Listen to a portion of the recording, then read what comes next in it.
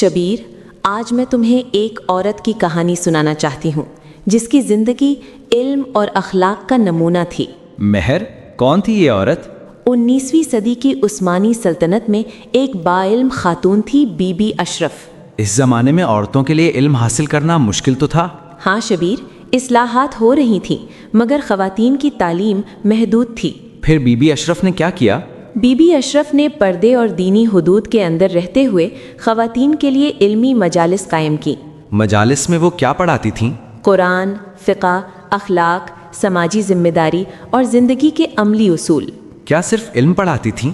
نہیں شبیر، وہ عورتوں کو سوچنے، سمجھنے اور فیصلے کرنے کا حوصلہ بھی دیتی تھیں۔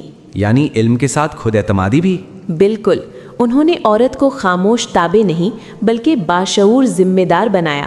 کیا اس کا اثر معاشرے پر بھی پڑا؟ جب عورتوں میں علم آیا تو گھروں میں تربیت بدلی، اخلاق سنورے اور معاشرہ مضبوط ہوا۔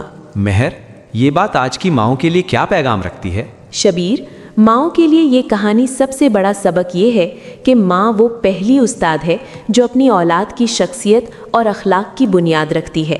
کیسے ماں یہ سب کر سکتی ہے؟ ماں اپنے الفاظ، رویے اور عمل سے بچوں کو اعتماد دیتی ہے، بیٹیوں کو علم کی قدر سکھاتی ہے اور بیٹوں کو عزت کی اہمیت سمجھاتی ہے۔ تو ماں صرف گھر تک محدود نہیں ہے۔ بالکل، ماں پورے معاشرے کی روشنی ہے۔